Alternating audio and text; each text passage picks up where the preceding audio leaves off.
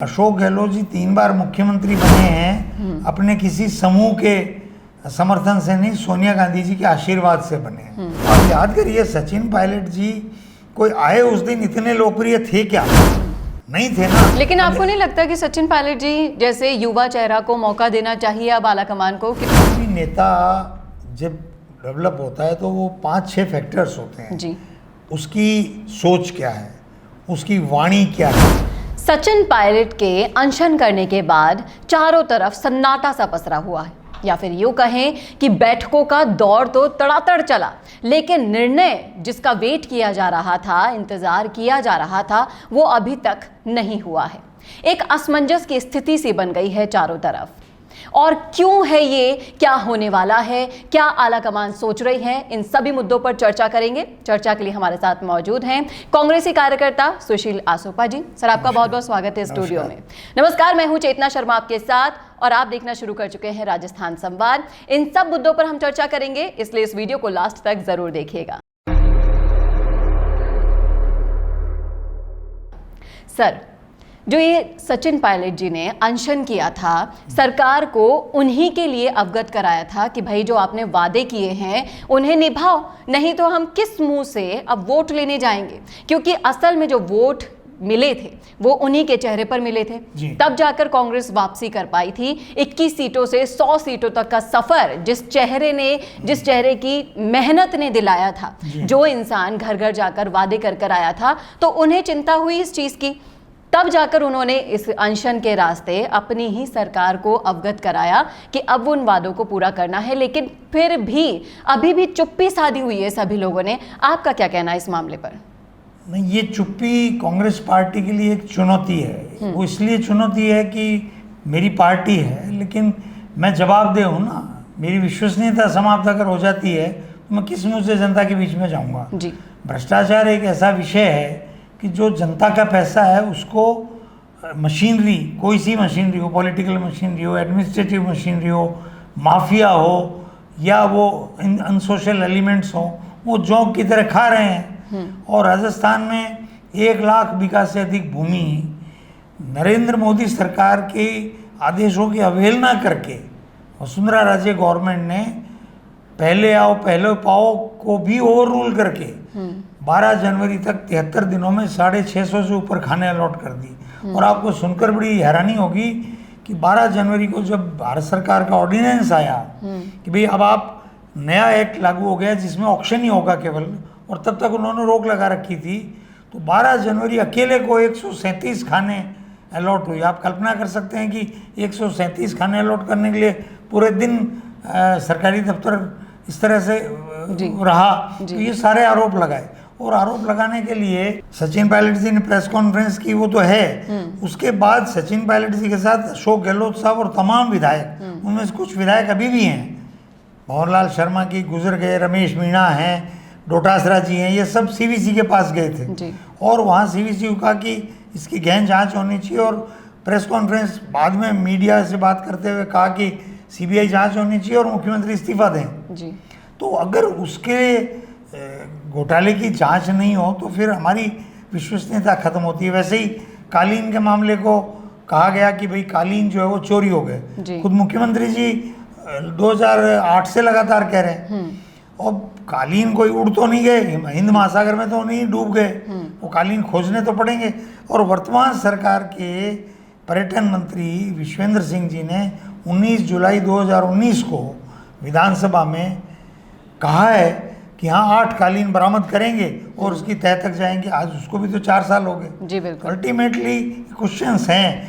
गहलोत साहब ने तो अन्य कई बयान दिए हैं, बजरी को लेकर के दिया है विधानसभा में कि 5 करोड़ रुपए महीना भी अवैध बजरी का किसकी जेब में जा रहा था। प्रेस कॉन्फ्रेंस में कहा है कि आईटी डिपार्टमेंट में बहुत बड़ा घोटाला हो रहा है। तो क्या वो आईटी डिपार्टमेंट का घोटाला बंद हो गया? तो इनके सवालों के जवाब जनता पूछ रही है, पूछेगी। जी बिल्कुल। अब जनता के दर पर जाने का वक्त आ गया है, और अब इन 5 साल का जो हिसाब किताब है वो खुद अब जनता करेगी। और अब की बार तो इतने बड़े बड़े मुद्दे हो गए हैं जनाब कि आप ये देखिए कि पेपर लीक का मुद्दा, जिससे युवाओं का भविष्य ताक पर रखकर बार बार पेपर लीक किए गए, पूछेगी जनता कि क्या हुआ इनका। पूछेगी जनता कि आपने गृह मंत्री होते हुए भी आपके गृह जिले में भी इतने अपराध हुए, दंगे हुए और अपराध की सारी सीमाएं पार कर गया राजस्थान, तो सारे सवाल अब जनता पूछेगी और जनता का हक भी बनता है। और विश्वसनीयता का सवाल तो सर आपने सही कहा कि ये आपकी विश्वसनीयता पर ही सवाल खड़ा करता है अगर आप जवाब नहीं देते तो। यहां मैं आपसे पूछना चाहूंगी कि सचिन पायलट ने जनता की आवाज को ही उठाया, लेकिन फिर भी उनकी आवाज को दरकिनार करके कुछ और मुद्दों में ही उलझी पड़ी है सरकार। आपको जिस चीज का जवाब देना चाहिए था उसका तो नहीं दिया। दूसरी तरफ आप ये देखिए कि गहलोत जी कैंप लगा रहे हैं और सिलेंडर बांट रहे हैं, तरह तरह के ये जो आडंबर किए जा रहे हैं, वोट बैंक को साधने की कोशिशों में लगे हुए हैं। इस पर आपका क्या कहना है? नहीं, देखिए, जो जनता को अगर जनता के बजट, सरकार के बजट से, जो कि जनता के पैसे से बनता है, जनता का पैसा जनता के पास जाए लोक कल्याण के लिए, उसमें किसी को एतराज़ नहीं हो सकता। लेकिन मेरा ऐसा मानना है कि जनता को परेशानी कम से कम हो, ये व्यवस्था होनी चाहिए। जो बेनिफिट हम डिजिटल माध्यम से दे सकते हैं उसके लिए जनता को लाइन में खड़ा करने से बचें तो शायद बेहतर होगा। लेकिन अगर कोई मजबूरी है, कोई ऐसी स्थिति है, उनको लगता है कि नहीं जनता को तो लाइन में खड़ा होना ही पड़ेगा, तो वो एक अलग विषय हो सकता है। और उसमें भी ये है कि प्रश्न तो आते हैं, जनता भी कर रही है। मुझे भी कई लोग फ़ोन करके कहते हैं कि भाई आपने ये चुनावी साल में क्यों कर रहे हो, पहले क्यों नहीं किया। तब वो सरकार की अपनी अपनी आर्थिक स्थिति है, उसके अनुसार जो निर्णय ले। लेकिन डिजिटल युग के अंदर मैं समझता हूँ ईज़ ऑफ वर्किंग गवर्नेंस जो है वो उस पर ध्यान ज़्यादा देने की ज़रूरत है, क्योंकि जनता जो है वो आजकल समय किसी के पास नहीं है, इतना ट्रैफिक हो गया, इतनी बिजीनेस हो गई, किसी के घर में कोई बीमार है नहीं है, और सब ऑनलाइन होने लग गया आजकल, गली गली में ई मित्रा खुल गया जी।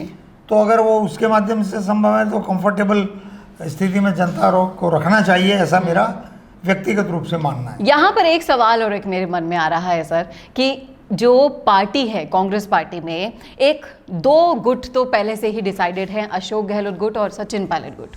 यहाँ एक और जो जंग है वो देखी जाती है old brigade versus new brigade में, यंग ब्रिगेड में। तो यहाँ पर आप ये देखिए कि सचिन पायलट का जो मुद्दा है उसे सुलझाने के लिए अब कमलनाथ जी की एंट्री कराई गई है। इस पर आपका क्या मानना है? मैं आपकी दो बातें आपने बोली। पहली बात तो ये कि सचिन पायलट गुट और अशोक गहलोत गुट को मैं उस रूप में नहीं देखता जी, क्योंकि अशोक गहलोत जी 3 बार मुख्यमंत्री बने हैं अपने किसी समूह के समर्थन से नहीं, सोनिया गांधी जी के आशीर्वाद से बने हैं। और सोनिया, और खुद उन्होंने कहा है कि मैं तो 98 में मुझे सोनिया जी ने बनाया पहली बार, दूसरी बार उन्होंने बनाया, तीसरी बार उन्होंने बनाया, और मेरा तो इस्तीफा उनके पास 98 से परमानेंट लिखा हुआ पड़ा है। मतलब उनको वो सोनिया गांधी जी ने बनाया। अब स्थिति ये आई कि भी लगातार हारने की वजह से, हर बार हार जाने की वजह से और बहुत कम सीटें आने की वजह से, मान लीजिए जैसे बीजेपी हारती है तो 70 से ऊपर सीटें लाती है फिर भी हारती है, कांग्रेस हारती है तो एकदम रसातल में पहुंच जाती है। तो चूंकि 2013 में इतनी बुरी हार हुई थी और लगभग लग रहा था कि नरेंद्र मोदी आते हुए दिखाई दे रहे थे, तो सचिन पायलट जी को यहाँ भेजा गया। तो आप याद करिए, सचिन पायलट जी कोई आए उस दिन इतने लोकप्रिय थे क्या? नहीं थे ना, या थे? नहीं थे।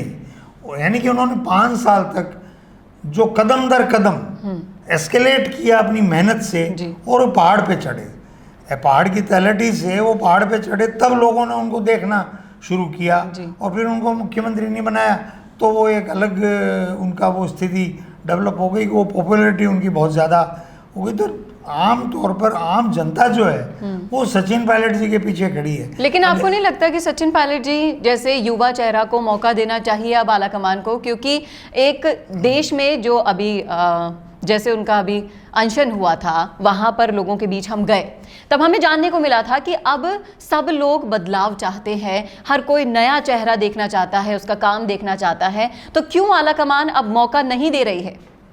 देखिए, आलाकमान अगर अब उनको मौका नहीं देगी तो ये कांग्रेस के साथ बहुत बड़ी ट्रेजेडी होगी। जी बिल्कुल, क्योंकि आधी से ज्यादा यूथ ब्रिगेड तो छोड़कर जा चुकी है कांग्रेस को। नहीं, अब वो तो एक अलग विषय है, लेकिन सचिन पायलट जी का तो आप देखिए इंडिया टुडे के सर्वे में भी आता है जी कि कांग्रेस को रिवाइव करने में राहुल जी और प्रियंका जी के बाद लोग सचिन पायलट जी को ही एक तरह से उनका सपोर्टिंग फेस मानते हैं। जी अब अगर उनको मौका नहीं देते हैं तो कांग्रेस की भी क्रेडिबिलिटी पे क्वेश्चन आएगा। जी। उसकी वजह आप भी उस दिन थे, मैं खुद हैरान हूँ कि इतनी तेज धूप में हजारों लोग खड़े जी। हैं और वो लोहे की जो बाहर से उनको पकड़ के 4-4 रेलिंग्स घंटे पे। खड़े जी। हैं। मैंने ऐसा प्रेम किसी नेता के प्रति जी अपने बिल्कुल, जीवन में नहीं देखा। ना सिर्फ राजस्थान में, सचिन पायलट तो पूरे देश के युवा नेता के रूप में प्रसिद्ध हैं और इतनी लोकप्रियता तभी आती है कि जब आप ग्राउंड पर जाकर लोगों से बातचीत करते हो, उनका समाधान निकालते हो, उनकी सुनते हो। जी, बिल्कुल। तो ऐसे नेता हैं सचिन पायलट,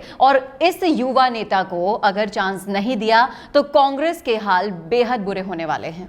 कोई भी नेता जब डेवलप होता है तो वो 5-6 फैक्टर्स होते हैं। जी उसकी सोच क्या है, उसकी वाणी क्या है, उसके शब्दों का उपयोग क्या है, उसका वाणी पर नियंत्रण कैसा है, वो लोगों से इंटरेक्ट कैसे करता है, वो किन विषयों को उठाता है और मीडिया के साथ किस तरह बात करता है और आम लोगों के साथ किस तरह बरतता है। जी। मैंने सचिन पायलट जी को देखा है 5 साल के संघर्ष के दौरान कि वो किसी भी पुलिया की मुंडेर पे बैठ करके वो प्लास्टिक की थाली का कवर खोल करके और भोजन करने लग जाते थे। जी रास्ते में 20-50 थाली कार्यकर्ता दे देते थे, वो लंबे बाड़मेर से जयपुर आ रहे हैं और वो कहीं, तो इतना इस तरह का उनका एक बिहेवियर है और इस तरह का उनका एक वर्किंग स्टाइल है। और कहीं ना कहीं कार्यकर्ताओं का सम्मान करने में सचिन पायलट बेहद आगे हैं। वो कार्यकर्ता जो घर घर जाकर आपकी पार्टी के लिए वोट मांगता है, उस कार्यकर्ता को अगर तवज्जो नहीं दी जाती है तो आप ये देखिए कि कांग्रेस में अभी हाल ये है कि हर एक कार्यकर्ता निष्ठिर पड़ा हुआ है, उसे ना जोश है ना उत्साह है काम करने का।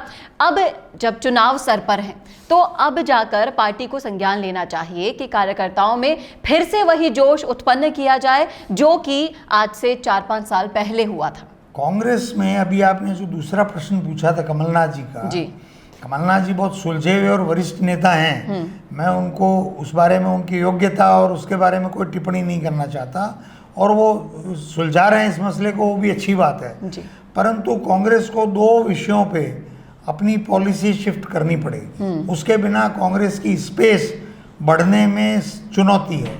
एक तो मेरिट और एक यूथ। आप मुझे ले लीजिए, मैं आपको अपना उदाहरण देता हूँ। जी मैंने कांग्रेस पार्टी मार्च 2014 में सचिन पायलट जी से मिलकर के ज्वाइन की, और नवंबर में हमारी पहली कार्यकारिणी जब घोषित हुई लगभग 7 महीने बाद, तो मैं उसमें प्रदेश मुख्यालय में सेक्रेटरी था। उन 7 महीनों में पायलट साहब से मिलने के बाद से लेके और सेक्रेटरी बनने तक, पायलट साहब जानते हैं या मैं जानता हूँ या पीसीसी के कुछ लोग जो वहाँ आते थे वो जानते हैं कि मैं सुबह जा कर के रात तक काम करता था।